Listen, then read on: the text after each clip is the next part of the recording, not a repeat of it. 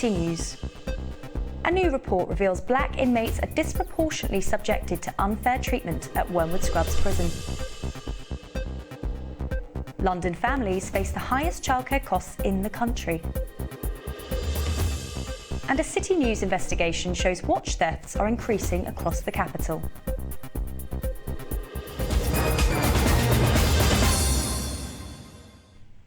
Good afternoon and welcome to City News with me, Laura House. And me, Lucy Gape. And now for our top story. A report has found that black inmates at Wormwood Scrubs are disproportionately subjected to use of force, despite making up just 27% of the prison population, raising questions about unfair treatment of minorities in prisons. Our reporter George Sheely is at Wormwood Scrubs prison now to tell us more. The disproportionate use of force against black inmates and rising prisoner-on-prisoner violence. That's exactly what's taking place behind me at HMP Wormwood Scrubs. The Independent Monitoring Board, the UK's independent prison watchdog, has released new findings that reveal the scale of Wormwood Scrubs' decline. At the front and centre of their findings is the disproportionate use of force by prison staff against black inmates. The statistics say that despite being 27% of the prison population, black inmates are subject to 43% of use of force incidents. This pales in comparison to white inmates, who are 42% of the prison population, but subject to 25% of use of force incidents. Separately, there has been an overall rise in prisoner-on-prisoner violence by 19%. For charities like Inquest, who work with prisons, these statistics are worrying, however endemic to more structural problems with the UK prison system.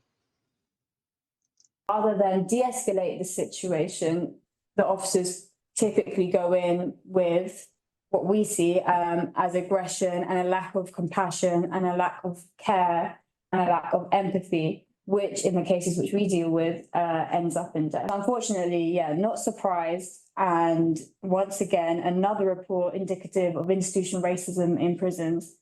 And I think on the part of officials, on the part of the prison, it needs to be recognised so that we can move forward.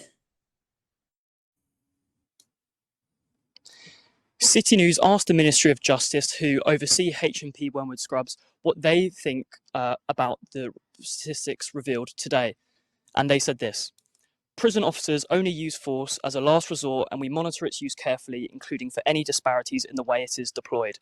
Staff undergo regular refreshers which cover the lawful use of force in the custodial setting. Unfortunately, this comment doesn't completely add up. For instance, there is no mention in the statistics found by the Independent Monitoring Board that HMP Wormwood Scrubs in fact uses regular refreshers for its police officers. So for now, it seems like Wormwood's decline will keep on going. George Sheely, City News. Thank you, George. And now let's hear from our news correspondent, Mathilde Hortique. A new report shows that families in London are facing cripplingly high childcare costs. Lydia Hodges is head of an organisation called Quorum Family and Childcare, who released the report today. She spoke to City News about what this means. So inner London has the highest costs of anywhere in Great Britain.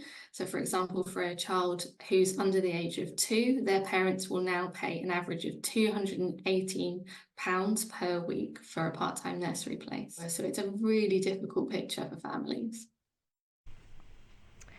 London-based company Unilever has announced plans to cut 7,500 jobs. A representative from the organisation told City News that mainly office-based jobs are under threat, but they cannot at this moment comment if it will affect employees in the London Blackfriars headquarters. The plans are part of budget cuts which will save the company an estimated £684 million in the next 3 years. A new City News investigation has found that Camden Council has the highest number of mould and damp reports of any London borough in 2023, with 4,952 complaints. In December last year, it was announced that the council would be investigated by the Housing Ombudsman for how it deals with mould complaints. We reached out to Camden Council for a response, but they declined to comment. The Met Police has dismissed an officer who was found in possession of cocaine while on duty. CCTV footage shows the officer Hashim Waseed dropping a bag of the Class A drug. He was immediately searched and police found 2 more bags on him. Chief Superintendent Sean Wilson said that it is extremely concerning that DC Wasim thought it was acceptable to be carrying drugs while at work and that he has rightly been suspended. Thank you, Mathilde. Exclusive data obtained by City News reveals that the number of watch thefts in London have increased by 12% between 2022 and 2023. Despite measures from the Met Police to deter thieves, the capital's streets have become hotspots for violent gangs targeting luxury watches. Lily Croucher has more.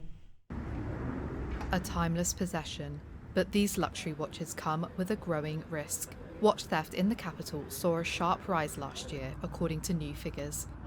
Charlie, an estate agent from Fulham, had his Rolex watch stolen at gunpoint outside his home. The robbers they knew where I lived, they knew what time I came back from work, been followed home, and that's when they put the gun in my face. Really at that point, you're still quite shocked. You're just in a bit of state of what's just happened, has it really happened? For me personally, I think the risk of wearing a watch now outweighs the benefits of it.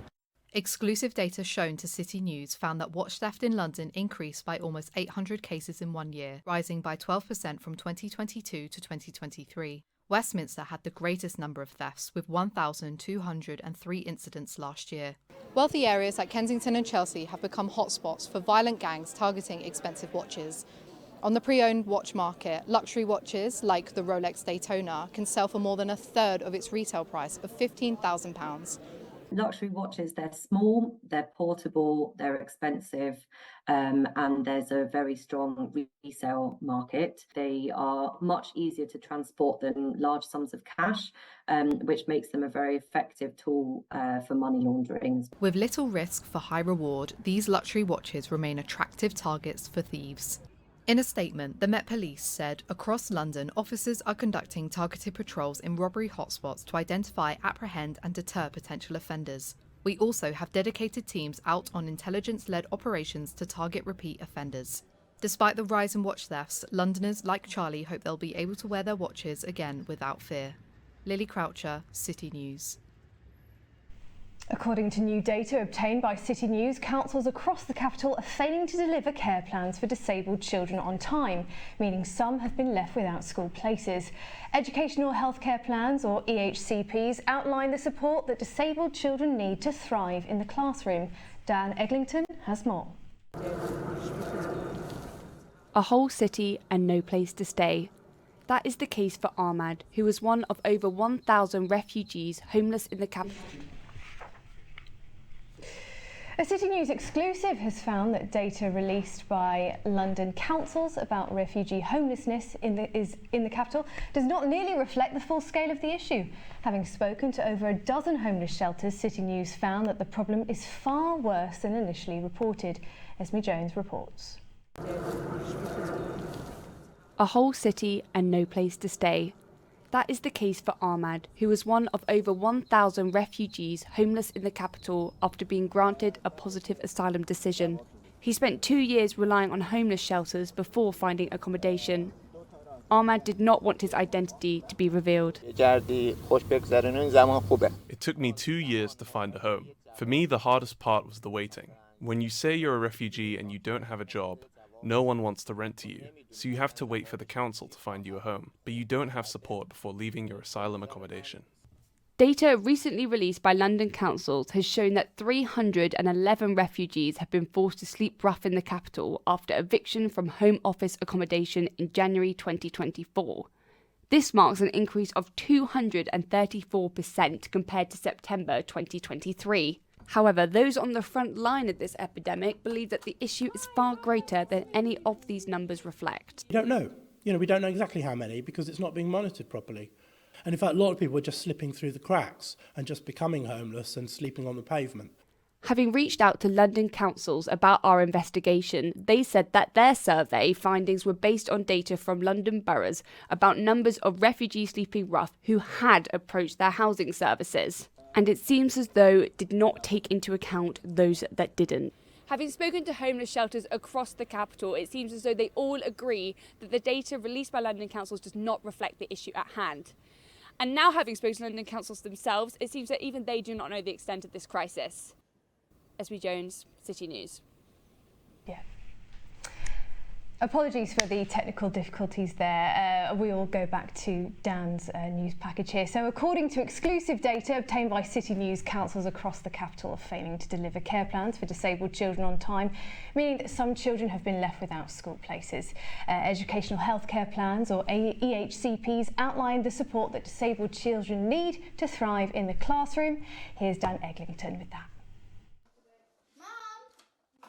Starting at secondary school can be a daunting prospect for anyone, and this was especially true for Jess, one of many young Londoners who has faced significant delays in receiving support for her special educational needs. This meant missing the first 7 weeks at her new school, which made it more difficult to fit in when she did then join. When you start school in year 7, that's a big transition anyway.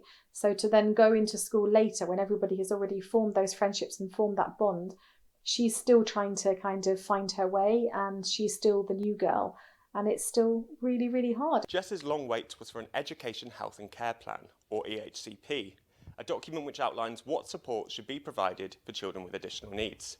Now, legally, local authorities have to provide these within 20 weeks, but new data obtained by City News shows that many London councils are failing in their duty to provide these on time. We asked every London local authority about their EHCP timescales, and more than 2/3 of these responded. In Hackney, where Jess lives, only 54% of plans were delivered within the legal timeframe in 2023. And statistics from across the capital paint a similar picture, with on average over 40% of families left unlawfully waiting longer than they should be for support. We approached Hackney Council and the Greater London Authority for a comment on these findings, but neither responded. But Judy Ellaby, an education policy specialist, feels that local authorities cannot be held solely responsible for these delays. We see the bigger picture, and we see that actually it's the government that need to invest in these things. The local authority have very little place to go. That's why our argument and our discussions are with government, because government can solve this. After a shaky start to the year, Jess is now starting to find her feet at secondary school, but for thousands of other children left waiting for support, there might still be a long road ahead. Dan Eglinton, City News. More women in London are taking up self-defence training in order to feel safer in the city. That's according to organisers of classes across the capital, who say attendance numbers have more than doubled in the last year. Lila Parsons went to find out what these defence classes were like. 3, 2, 1, go! A show of strength. These women are taking up self-defence classes in London. Talitha has come along to the session. She's one of the thousands of women who have felt unsafe on the streets of London. I've been in various situations where I have been attacked, and I decided to do this course to gain a skill and feel more confident. So should something happen again, then I at least have some knowledge of how to protect myself. So the aim isn't to fight them, it's to get away. According to the Met Police, there were 35,000 allegations of violence against women and girls in London in 2022. And 45 women have been killed in the capital in the last 2 years. We've spoken to self-defence organisations across the capital who all told us they've seen a significant increase in women wanting to learn these skills in order to feel safer here on the streets of London, with some even reporting that numbers have more than doubled in the last year. So, strike. Della is running this class in Covent Garden. She believes the rise in demand is due to the number of high-profile cases of violence against women in the capital. I get an influx of calls every time there's a news story about yet another woman who's been killed in London. The statistics are alarming. They're being put out not just on the news, on social media. It's important for us to be aware, but also it does frighten women. It's a weird thing. If I could not be in demand in the way I've been in demand, even though I won't be teaching as much, it would still make me happy. I'd like to teach women because they love it, not because they're scared. Whilst Della believes self-defence is not a solution for violence against women, she hopes they will leave her class feeling more confident and empowered. Lila Parsons, City News. Campaigners are calling for the introduction of baby boxes in London. They say the boxes would provide a safe place for mothers who feel they cannot look after their child to anonymously surrender them. Kevin Kremen reports. Toyin was abandoned as a baby. and she's calling for support for mothers like hers who feel they cannot care for their newborns. When I was younger, when I first found out, I actually had a lot of hatred towards her because I didn't understand. But now, because I am a mother myself, I feel like more empathetic because I understand a lot of mothers are scared and they go through things that they can't even comprehend themselves after giving birth. Toyin says the recent incident in Newham where a newborn baby was discovered in a plastic bag brought back painful memories and spurred her into action. She is now trying to rally public support for baby boxes in London, which are safe places to anonymously surrender a child. Mothers need to know that there's another option for them instead of having to resort to abandoning their babies, because they could be going through any difficult time, emotional distress, postpartum depression, abuse at home, we don't know. So I feel like mothers as well as babies need to be supported.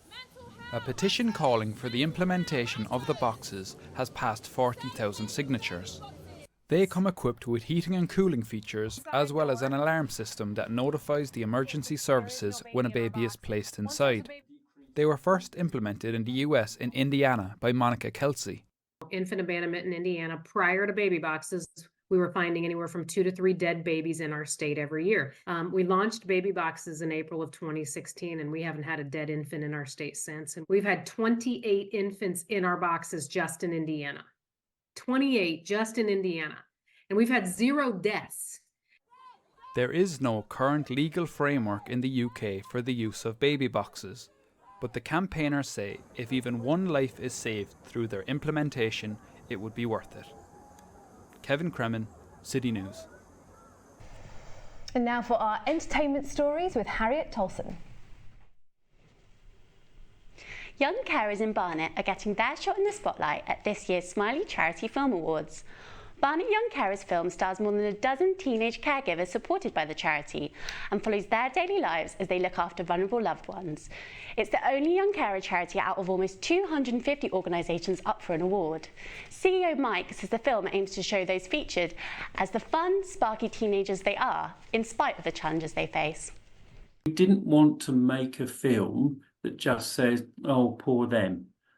We wanted to make a film that actually showed them in the light that they wanted to be seen in, and this was a really big part of the whole process.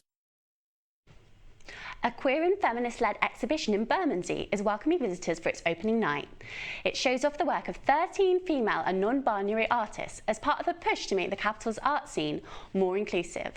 The works featured offer radical takes on gender issues, including a mural made of broken pieces of china to represent femicide and a piece on the depiction of female anger. All proceeds go towards charity Gallop, which the curators say is particularly close to their hearts.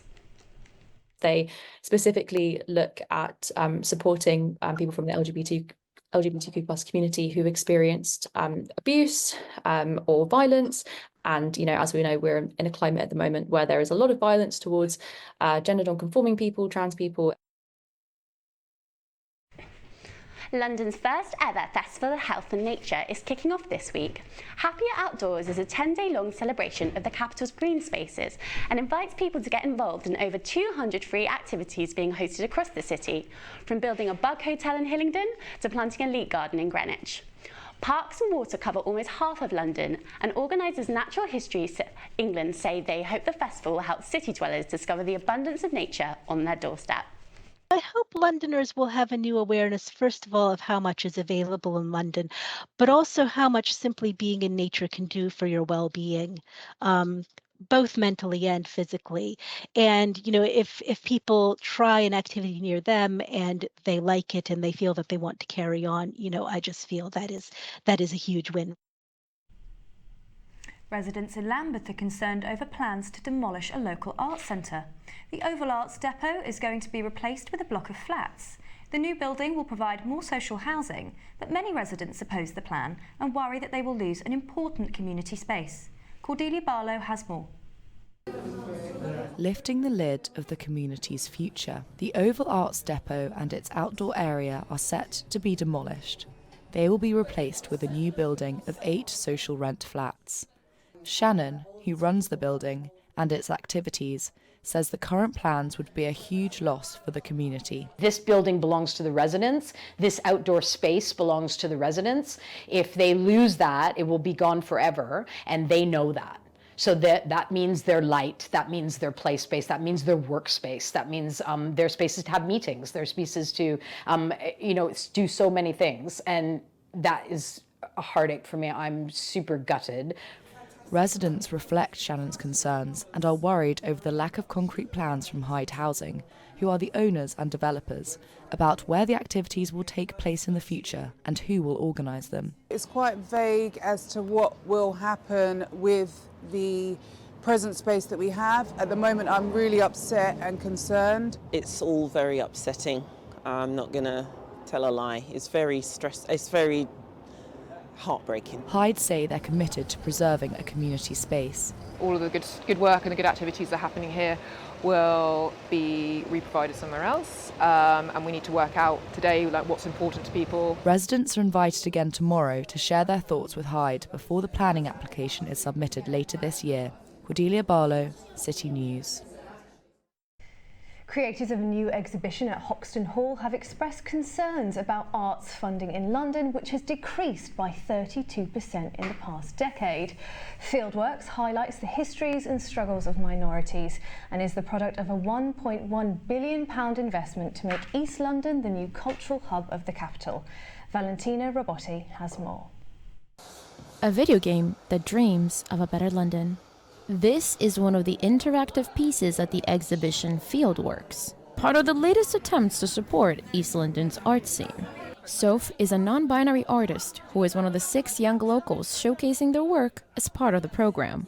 They believe displays like this one help them and other minorities feel represented. You can see that art is needed. People love art, they're passionate about art. It's important because I have a voice and I feel grateful that I do, so I like to use it. Fieldworks is part of the Mayor of London's efforts to boost the local art scene.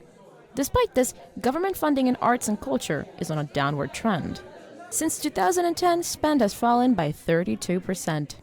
Jane Wilcox is a UCL researcher whose artwork looks at the histories of Jewish and Bangladeshi communities in the East End. She believes new initiatives in the area can still light a bright future for the arts. I think in terms of the UCL East sort of campus, the opportunity, it's very exciting. The potential there. You go into the area and it feels like invigorated with energy. But others are concerned about where arts funding will go in the future. There is still a really thriving art scene in East London. There's also a lot of arts education that happens in East London. But I'm honestly not super positive about the future of it in any way. UCL East are continuing their efforts into fostering East London as a centre for arts and culture. They are planning a new archive which will feature art projects looking at the history of Hackney, Newham, Tower Hamlets and Waltham Forest. Valentina Rabati, City News. And now for London sports stories with Chris Holt. Thank you, Laura. London tennis player Emma Raducanu has withdrawn from the Miami Open because of injury. She was scheduled to face Chinese player Wang Xiyu this afternoon in the first round of the competition. After missing most of 2023 due to various injuries, the start of 2024 looked positive for the world number 288, and she recently competed at the Indian Wells, progressing to the third round. City News spoke to a tennis physiotherapist who explained how this injury may have come about. That constant turning that is required in tennis to sort of load up a coil and uncoil kind of motion is naturally going to put stress on all joints in that sort of hip, back, pelvis area. So it's not an uncommon injury to have a back problem. Raducanu would have hoped her injury woes would be behind her coming into this year, but unfortunately she is now facing another period away from the action. London rugby player Ben Earl has been nominated for the 2024 Guinness Player of the Championship. The flanker was instrumental during England's shock victory against Ireland in the Six Nations early this year, with the 26-year-old making the most carries of any player in the tournament. Earl has been nominated alongside only 3 other players who participate in the championship. One of the standout things about Earl's achievement, how well he's done in recent months, is that he's done what he's done at number 8, and he's more familiar playing as a flanker for his club. That's where he made his name. But the vacancy has been at number 8, and he's taken his chance. The speedy Brit will return to his North London side Saracens this Saturday, where his team will face off against second in the league Harlequins at their home stadium of Stonex in Barnet. Tonight, Chelsea take on Ajax in the quarter-finals of the Women's Champions League. The Blues breezed through the group stage of the competition without losing a single game. Now they face a Dutch side who are on an 8-game winning streak. The Champions League is not only the most difficult competition, but is also likely the most important for Chelsea manager Emma Hayes, who is leaving the Blues at the end of the season. In her 12-year reign as boss, the Champions League is the only competition she hasn't won. But with a tough game and schedule, do the Blues have what it takes? I do think their resilience and their know-how and their experience to get through this stage of the season will serve them really well. But it is tough. I think they're having something playing every 3 days in March. It's a bit of it's tiring, to say the least. Emma Hayes and Chelsea will hope that they can defeat the Dutch team in what is set to be a fiery clash, and one which will determine if Hayes can conquer all English football has to offer. And finally, Soccer Aid is back. Today, tickets have gone on sale for the charity event which brings together celebrities and ex-players for a football match in aid of UNICEF. The annual event, which has raised over £38 million through ticket sales and donations from the public, was started by Robbie Williams in 2006. The match will take place on the 9th of June at Stamford Bridge in Fulham. Research by the University of Essex found that Cockney has all but disappeared among young people in London.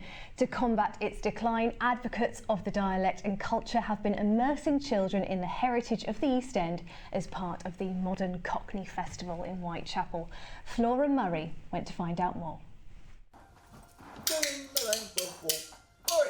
Anyone can be a Cockney. That's the message at this creative workshop aiming to keep the culture of the East End alive for the next generation. As part of the Modern Cockney Festival, artists and campaigners have united to immerse children in Cockney heritage through conversation and art.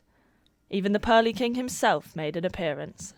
There's a big movement at the moment. Modern Cockney Festival is why we're here today. Part and parcel of it is to actually pin down, I guess, who could be a Cockney, and it's actually basically anyone in London. Research by the University of Essex says that while Cockney was once spoken by people of all ages, it's all but disappeared among young people in the southeast of England.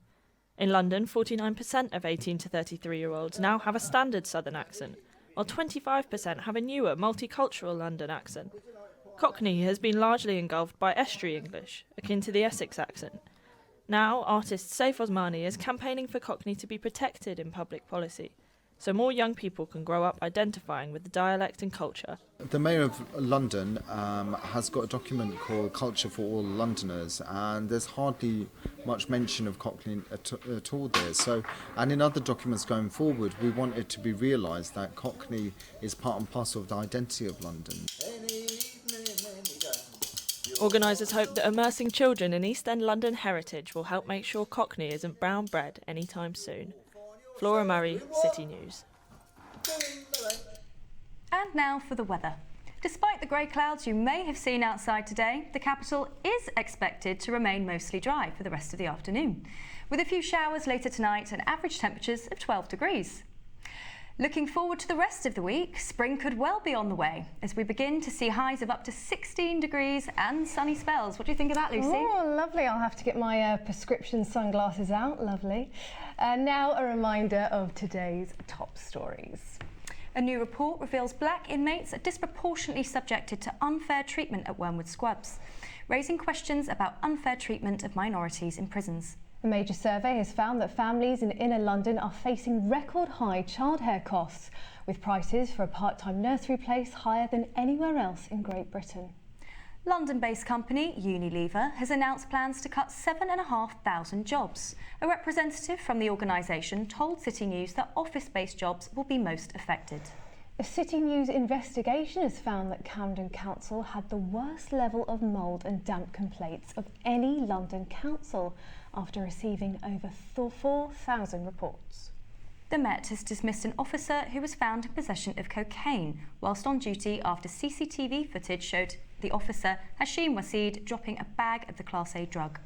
And new data obtained by City News reveals that the number of watch thefts in London have increased by 12% between 2022 and 2023. Thank you for watching City News. That's goodbye from me. And goodbye from me and from all of us at City News.